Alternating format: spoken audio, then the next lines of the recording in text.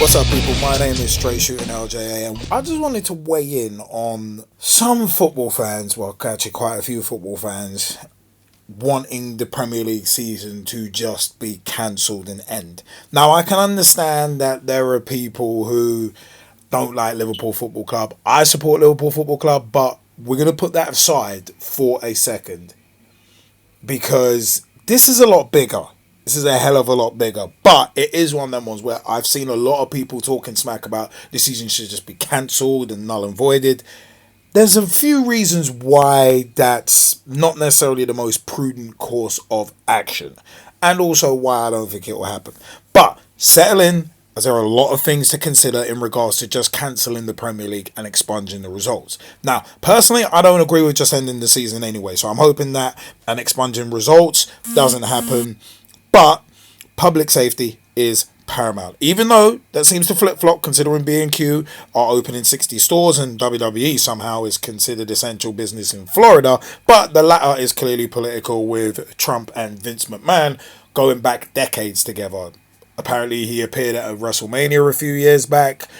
WWF King of the Ring 2000, they actually big him up on pay-per-view at a Madison Square Garden house show, and I think it was WrestleMania 6 and 7 that were actually held at Trump Plaza. So we can see why, because sports entertainment / pro wrestling, whatever you want to call it, is not essential business. Sorry, it's really not. But anyway, leaving that aside, the problem I've always stated with just ending the season is that a number of teams, top and bottom, would actually have a legal claim to say that they've lost out on millions. Plus, there's also the knock-on effect of the championship as well. Imagine West Brom and Leeds. Let's say the season ends and gets expunged. It's one of them ones where it's like, basically with just those two teams alone, it's a case of, oh yeah, you lot have done well, but sorry about your damn luck. And it's like, I mean, that is totally that in theory is actually totally unfair and will cost both of those clubs at least 100+ million in revenue they would have got by jumping up to the Premier League. And then you open that out as well to the teams in the playoff positions. They will feel very, very hard done by. You got teams like Brentford, for instance, who are moving into a new stadium soon, or at least they were about to before the coronavirus stuff hit. So it's one of them ones. They won't be happy at all. And for me, each and every one of those clubs would actually be able to say, well, we got shafted out of this. How are you going to financially remunerate us? At the very least, financially remunerate if clubs are not being allowed to get promoted. But that's the championship. And the EFL have got their ideas about playing stuff behind closed doors and that, which seems like Rick Parry and them guys in the upper echelons there are seeming to lean towards that. But it is one of them ones. Some people have said that gate receipts are a factor. Not really in regards to the behind closed doors points. Gate receipts are not necessarily overly important to the top clubs, as just like, say, WWE, for instance. I keep using them as an example. They've got a lot of other revenue streams, such as merchandise, TV deals, and that kind of thing, that actually dwarfs gate receipts. And at the end of the day, well, the EFL, the current EFL deal, I think, is worth about £800 million. So it's a case of you ain't going to make that on gate receipts. So gate receipts is going to be pittance in comparison to what you're getting from that deal. Then when you look at the Premier League deal, that's £4.45 billion estimated, because nobody really knows. Amazon never made it public what they paid for the handful of games that they bought. So it's one of them was...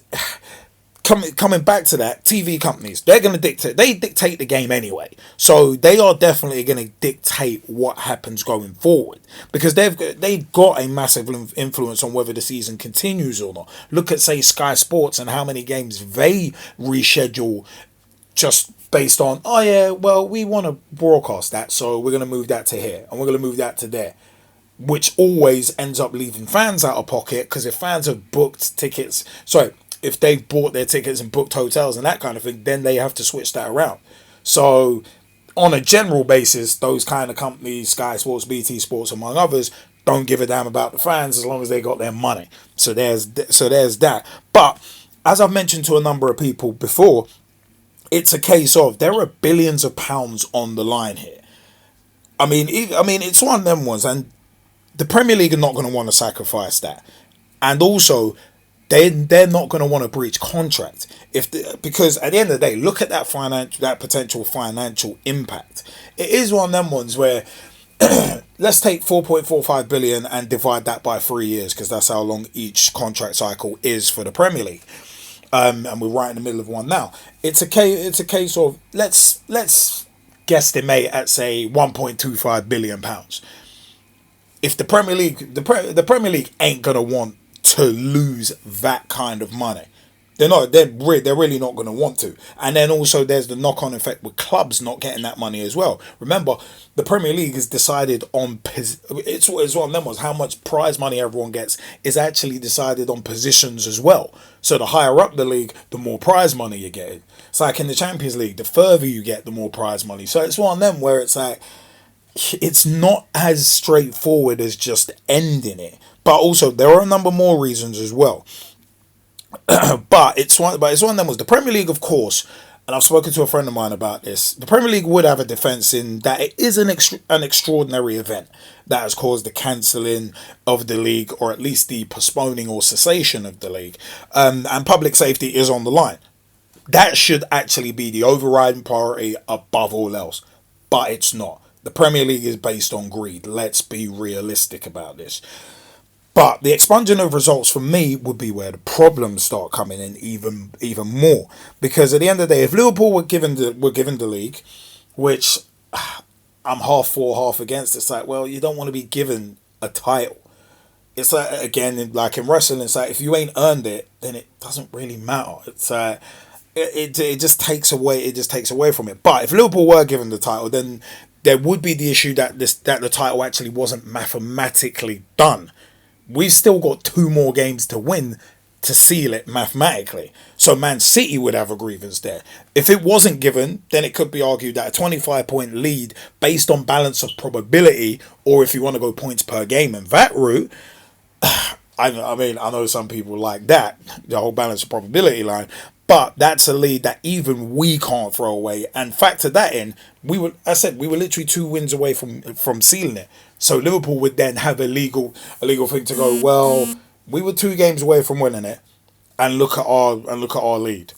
It's that's not fair. So there would be legal action then.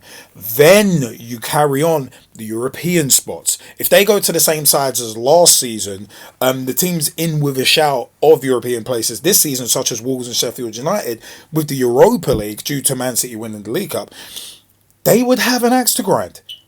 Because they'll feel like they were shafted out of an opportunity, and the potential like coefficient way of doing things would muddy the waters. Because the UEFA came out and said, oh yeah, we might do it based on if the season's end now, we might award European places based on coefficient rankings. But for me, it's a case of coefficient rankings just keep everything as a closed shop, because it's always going to be the same teams that get the European positions based on coefficient rankings. Because let's say Wolves and Sheffield United, they ain't got the European pedigree that say Tottenham recently and Arsenal or say Man United have, or Chelsea have.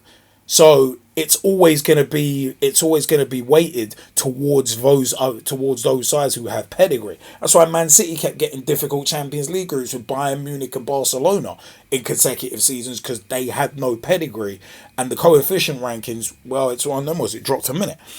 But it is one of them ones. But then you look at the relegation places. This is where it starts getting tasty as well. If the season was stopped, but results stood, then you look at the 3 teams in the relegation zone. They could argue that they were denied the chance to survive if they get relegated. Because no team has been cut adrift to the point this season where you can say, well, they're doomed. Even Norwich, Watford, look at their resurgence recently. It's one of them. So on the flip side, if results were expunged, then again, the 2 sides in the automatic promotion places in the Championship would miss out on hundreds of millions. So there's that as well. But then some people have said about, having a 24 team league, and it's like, no, that gets messy as well. Having a 24 team league, because then when would you reset that? Because whoever comes up as part of that 24 team system, then you'd have to send more teams down, and it gets messy.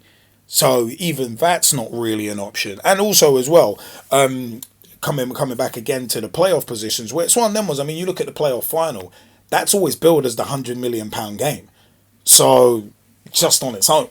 So imagine teams getting shafted that. So the knock on effect, the further you go down the leagues, gets even worse because there are a lot of sides who do rely heavily on gate receipts, as the EFL deal, as said, is worth 800 million between about 72 sides. So the TV deals, it's one of them ones where it's like, I mean, you look at, again, looking at the TV deals. I mean, I said Sky Sports run football here. As I've said, they were behind the creation of the Premier League. So to say they ain't got stroke would be a misnomer. Plus, they're the driving force. They've got the EFL deal. They're the ones who bought it. So it's one of them ones. It's one of them ones where it's like, if the Premier League couldn't work out a deal with the TV companies, then there's the breach of contract thing as well. So it's one of them where it's like both, like the EFL and the Premier League wouldn't want to lose out on that money. So I think that's why behind closed doors games are being pursued as an option to finish the season, just because of the TV companies. But the fact of the matter is, the Premier League and the EFL, the more the Premier League, of course, are actually different animals than, say, the Eredivisie, which has just been cancelled. Controversy there. But the Premier League and EFL have got two of, if not the two biggest TV deals in the world. So it's one of them as if the EFL ain't second, it's close. So it's one of them as, so there's so many ramifications. And those reasons that I've just mentioned are why it's not quite as simple as just cancelling and awarding stuff and expunging results. I mean, bearing in mind, this should all be secondary to public safety, and I've said that earlier. But let's be realistic and use football as a microcosm of society. It isn't. Just like the fact that public safety is secondary to making billions of pounds for big pharmaceutical companies, just like Big Pharma, as I've said on pitch talk shows and videos, football is a business and an unscrupulous sport. I mean, there is one more issue as well. Deferral and expiry of contracts, which has been mentioned. It's another potential issue because contracts expire in July 1st. That presents a bit of a minefield for a club, as they'd have to negotiate to either extend deals or run the risk of having threadbare squads if the league resumes. And also, contract deferrals would only be a short-term fix. But considering considering we don't know how long the current restrictions around social distancing and that are going to last, well, how will clubs know how long to defer contracts for? And then this is where furloughing is also interesting as well, but I'll discuss that at another time. But doing an until further notice deferral would actually present its own issues. Would further notice be a 30-day rolling contract? Would there be a provision for instant termination if a player wanted to leave immediately? How would injuries be addressed if they happen during a deferral or extension? There's a lot to consider there. So the transfer window in this country obviously was due to revert back to normal, starting in July, ending right at the end of August. But if the season isn't able to start until after the window opens, but lockdowns and travel restrictions are still in place along with social distancing, how are medicals going to get done? If you're buying a player, say from Galatasaray, for instance, how are you getting that player from Turkey to here? Or Trabzonspor, for instance. How are you getting those players around if there at that time might still be travel restrictions? So it's going to make things very cumbersome. I mean, for me, all of this is why I think the league just need to wait and see what happens and then decide the best course of action. Because there are so many unknowns, there are so many variables, and jumping the gun can mess up stuff even worse. Just look at relaxing lockdown restrictions. Faux lockdown, as I call it, restrictions. If you relax them too much too soon, you can make things even worse. So, I mean, as I said, we know how football is. I'm not saying it's right, but the Premier League is messed up enough to try and accuse people who run illegal streaming sites of hurting grassroots football. So, it's on them as that's how absurd football can be with legal proceedings. So, of course, clubs could go down the same absurd route as well. I said, I'm not saying it's right. I'm saying it just is. And it's one of them ones where A lot of, I mean, similar to Raven, aka Scott Levy, suing WWE for a class action suit in regards to healthcare and wrestlers being independent contractors. He tried, but because of the legal clout of WWE, even though they've been mucking people around for decades, and wrestlers are not actually independent contractors when you look at the stipulations in contracts and that, they still, like, WWE still fought the fight and won based on some shady stuff, in my opinion. But bottom line is, it's a battle they have no right to fight, but they do when they win. And the Premier League have that clout. But for me, it's one of them was the clubs again would be able to sue the league, and potentially the TV companies as well could sue unless a deal is worked out, which could in theory sue for breach of contract as the contract can't be fulfilled. And you know them TV companies are going to want their pound of flesh. They're going to want their money. Because if you're paying a combined 4.45 billion, that's serious money right there. But Euros and the World Cup and all that, some people have said that can be moved around. Yeah, those are tournaments that last a month. So they can easily be moved around. And as evidenced by Qatar 2022 being moved.